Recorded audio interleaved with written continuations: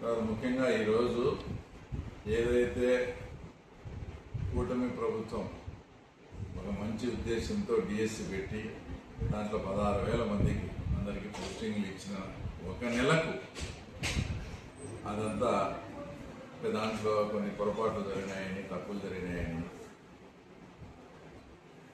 ఆ తర్వాత నిరసన పేరుతో ఈరోజు పులివెందులలో ఎంత రాద్ధాంతం. ఇవన్నీ మన పులివెందుల ప్రజలకు అవసరమా? ప్రశాంతంగా ఉండే పులివెందులను ఏదో రకంగా డిస్టర్బ్ చేసి ఇక్కడ ఏదో అల్లర్లు క్రియేట్ చేయాలని ఆ గేట్లు మూస్తే దాన్ని తోసుకొని పోయి అదంతా చేసి ఏమరంత పోలీసులు కానీ వాళ్ళు సమయం పాటించకపోతే అదొక పెద్ద ఇష్యూ అయ్యి శాంతి భద్రతలకు ఆ పరిస్థితి వచ్చేది. ఇవన్నీ ప్రశాంతంగా ఉండే మన పులివెందులకు అవసరమా? దాంట్లో కూడా వాళ్ళు పర్మిషన్ అడిగినారు. పర్మిషను మీకు ఇవ్వడం లేదు. మీ ఎక్కడైతే మీరు చెప్పినారో అక్కడ ఉండండి. అక్కడ నుంచి ఒక 100 నుంచి 150 మంది ఇంపార్టెంట్ లీడర్స్ ఆర్డీఓ ఆఫీస్ దగ్గరికి మీరు కావాలంటే వెళ్ళొచ్చు. అక్కడి నుంచి లోపలికి ఎంపీ గారితో పాటు 10 మంది ఇంపార్టెంట్ వాళ్ళకి మీ రిప్రజెంటేషన్స్ అవి ఇవ్వమని వాళ్ళకి పర్మిషన్ ఉండేది. ఎందుకు ఇంత క్లారిటీగా నాకు తెలిసిందంటే నేను పర్మిషన్కి అప్లై చేశాను. 3-4 రోజుల ముందు చూస్తాను ఆడ దీక్షలు ఏడ దీక్షలు అని పెట్టి సంబంధం లేని ఇష్యూ అని మాట్లాడతా వాళ్ళు ఇష్టం వచ్చినట్టు మాట్లాడుతున్నారు. కాబట్టి మా ప్రభుత్వం చేసిన దానికి మద్దతుగా మేము కూడా శాంతియుత ర్యాలీ ఈరోజు నిర్వర్తిస్తాము. వాళ్ళు అది ఇంకా 3 రోజులు అయిన సూలు కాలేని మాకు. మేము కూడా శాంతియుతంగా డిఎస్సి మేము ధైర్యంగా డిఎస్సి పెట్టాం. ఇన్ని పోస్టులు ఇచ్చాం. ఎక్కడ అవకతవకలకు ఛాన్సే లేదని శాంతియుతంగా మేము కూడా వచ్చేసి ధర్నా చేస్తామని పోలీసు వాళ్ళని అడిగితే వాళ్ళు ఈరోజు పెట్టుకున్నారు. ఆ తర్వాత మీరు ఇంకో రోజు కావాలంటే పెట్టండి, వద్దంటే మేము ఆ తర్వాత నైతికంగా అంటే పులివెందుల ప్రశాంతంగా ఉండాలనే ఉద్దేశంతో మేము మా శాంతియుత ధర్నాన్ని కూడా విరమించుకున్నాం. అలాంటిది మీరు పోయి లేని పర్మిషన్ పెట్టుకొని పోలీసు వాళ్ళతో పెట్టుకొని ఇదంతా చేయడము. తర్వాత ఒక ఎత్తు అయితే మీరు ఒకసారి మీరు కూడా గమనించండి, పులివెందుల ప్రజలు కూడా గమనించండి. లాస్ట్ గవర్నమెంట్లో మేము ఏదన్నా ఇట్లా శాంతియుత కార్యక్రమాలు కానీ నిరసనలు కానీ ధర్నాలు చేస్తుంటే నన్ను 13 to 14 టైమ్స్ హౌస్ అరెస్ట్ చేశాను. ఈరోజు ఎంపీని కానీ తర్వాత జగన్మోహన్ రెడ్డిని కానీ ఒక్క రోజైనా మా ప్రభుత్వం ఏమైనా హౌస్ అరెస్ట్ చేసిందా? ఎవరి ప్రతిపక్షంలోనే అధికార పక్షంలోనే ఎవరి నిరసన వాళ్ళు తెలుపుకునే రైట్ మీకు ఉంది. కాబట్టి ఎక్కడ కానీ మిమ్మల్ని హౌస్ అరెస్ట్ కానీ చేయకుండా లిమిటెడ్ పర్మిషన్ ఈ రకంగా పోవడనిస్తే దాన్ని ఉల్లంఘించి మీ ఇష్టం వచ్చినట్లు మీరు ప్రశాంతంగా ఉండే వచ్చి పులివెందులలో భగ్నం వాటిస్తూ వాళ్ళను. ఇంకా దారుణమైన విషయం ఏంటంటే ఏమి ఎంపీ గారికి ఆ మాత్రం అవగాహన లేదా? స్టూడెంట్స్ ఇన్వాల్వ్ చేసేది. ఆ తర్వాత నలంద స్కూల్లో విద్యార్థులను, తర్వాత తపస్య స్కూల్ విద్యార్థులను, తర్వాత శ్రీ చైతన్య స్కూల్ విద్యార్థులను రమ్మని తర్వాత వాళ్ళను ఆ తర్వాత ధర్నాలో పాల్గొనేట్టుగా చేసినారు. వాళ్ళ వయసు ఎంత? వాళ్ళు ఇంకా మేజర్ కూడా మైనర్స్ వాళ్ళంతా. వాళ్ళను కూడా ఇప్పటి నుంచే కొందరికైతే పాపం పిల్లలకు తెలియక అమాయకంగా కండువాలు కూడా వేశారు. ఇంత నీచంగా ఇంత ఘోరంగా పిల్లలను విద్యార్థుల జీవితాలను కూడా ఈరోజు రాజకీయాల వైపు ఆ తర్వాత మళ్ళీ వాళ్ళ జీవితాన్ని ఏం చేయాలనుకున్నారు? నువ్వు ధర్నా నిర్వహిస్తావంటే నువ్వు ఆ ధర్నాన్ని లీడ్ చేస్తావంటే ఇలాంటివి తప్పని చెప్పాల్సిన బాధ్యత మీకు లేదా ఎంపీకి? ప్లస్ మేము స్కూళ్ళలో విచారిస్తే మున్సిపాలిటీకి చెందిన ఒక 10 మంది పేర్లు మేము కావాలంటే పోలీసులు అడిగితే చెప్తాం సార్. 10 మంది వచ్చి మీరు భవిష్యత్ పులివెందుల స్కూళ్ళు నడుపుకోవాలంటే ఈరోజు మీ ధర్నాకి మీరు స్టూడెంట్స్ని పంపించాల్సిందని వాళ్ళని బెదిరించి తర్వాత వాళ్ళతో స్కూల్ విద్యార్థులతో ధర్నాలు చేశారా? ఇంత నీచమైన కార్యక్రమమా?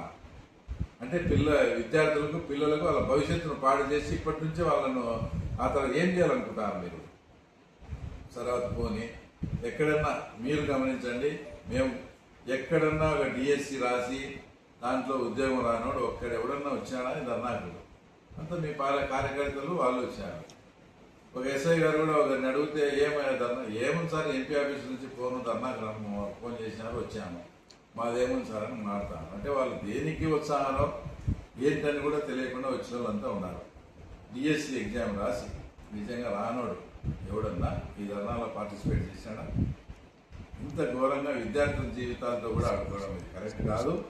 ఇంకోటి ఎంతసేపునే దాంట్లో ఇది ఏంటి, డిఎస్సి అనేది ఆన్లైన్లో జరిగిన ఎగ్జామ్. ఆన్లైన్లో ఎగ్జామ్ జరిగిందంటే ఇంకా పేపర్ అవుట్ అనే దానికి ఛాన్సే లేదు. ఆన్లైన్లో పేపర్ వస్తాయి ఆ రోజు. అది ఎక్కడ కూడా పేపరు తర్వాత లీక్ అని కానీ ఇంకోటి కానీ ఎక్కడ లేదు. ఆన్లైన్లో ఆ తర్వాత వచ్చినాయి. ఆన్లైన్లో వచ్చింది, పోస్టింగ్ పన్నే అంతా అయిపోయింది. ఇప్పుడు దాదాపు సంవత్సరం వస్తాను.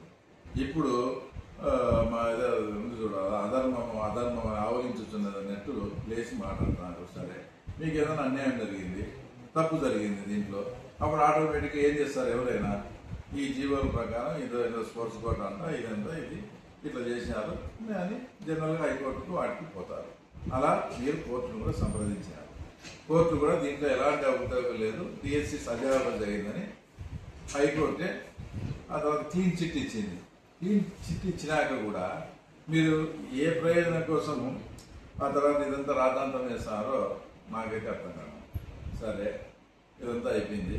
4 రోజుల కిందట తర్వాత కర్నూలులో ఎవరైతే డిఎస్సిలో పాస్ అయిన వాళ్ళు వాళ్ళకు మద్దతుగా ప్రభుత్వ టీచర్లు అందరూ కలిసి ఆ తర్వాత భారీగా అక్కడ ధర్నా చేశారు కదా కర్నూలులో.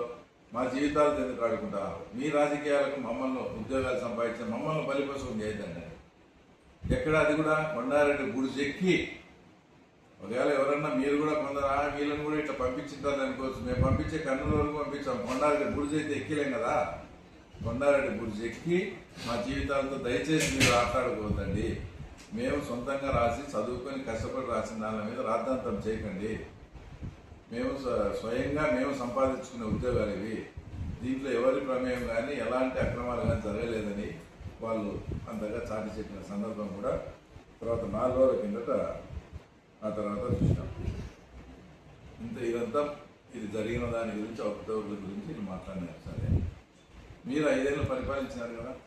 5 సంవత్సరాలలో ఈరోజు డిఎస్సిలో జరిగిన అక్రమాలని డిఎస్సి గురించి మీరు మాట్లాడుతున్నారు. 5 సంవత్సరాల్లో జగన్మోహన్ రెడ్డి పరిపాలన టైంలో ఒక్క డిఎస్సి కూడా మీరు ఎందుకు నిర్వహించలేకపోయినారు? అంటే టీచర్ పోస్టులు వేకెంటీ లేవనే, ఆ తర్వాత లేక మీ వాళ్ళకి ఇచ్చుకోవాలని ఏదో చేసుకొని అట్లా డిలే అయిందే. ఎందుకు మీరు డిఎస్సి ఈరోజు 16,000 మంది ఉద్యోగులు ఖాళీ అయ్యి మేము ఫుల్ఫిల్ చేశాం. తర్వాత మళ్ళీ ఈ సంవత్సరం కూడా మళ్ళీ పెడతా అంటున్నాం. ఇన్ని ఖాళీలు, ఇన్ని వేకెన్సీలు ఉండి అంత పరిపాలన అంతా మీ చేతిలో ఉన్నప్పుడు ఈరోజు మీరు డిఎస్సి గురించి మాట్లాడే మీకు ఏమవుతుంది?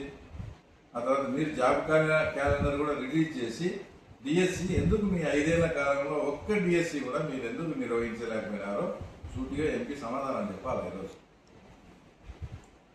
తర్వాత ఏదన్నా మాట్లాడితే మా లోకేష్ బాబు రాజీనామా చేయాలని దానికి ధర్మేంద్ర ప్రధానం పెట్టారు. ఇప్పుడు సెంట్రల్లో నీటిలో జరిగిన దానికి డిఎస్సిలో జరిగిన దానికి ఏమన్నా సంబంధం ఉందా? నీట్ ఎగ్జామ్ అనేది ఆల్రెడీ పేపర్ లీక్ అయిపోయింది. పేపర్ లీక్ అయిందని తెలిసి ఆ ఎగ్జామ్ను ఎవరైతే కండక్ట్ చేశారో ఆ ఎగ్జామ్ని క్యాన్సిల్ చేయడం కూడా జరిగింది. అంటే ఏమని, అక్కడ తప్పు జరిగింది.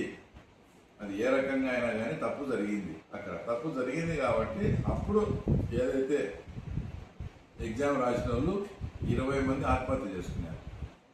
ఆ ఎగ్జామ్ క్యాన్సిల్ చేస్తాను. అంతటి సీరియస్ ఇష్యూ అయిపోయి దాన్ని ఏదైతే కాక్రోచ్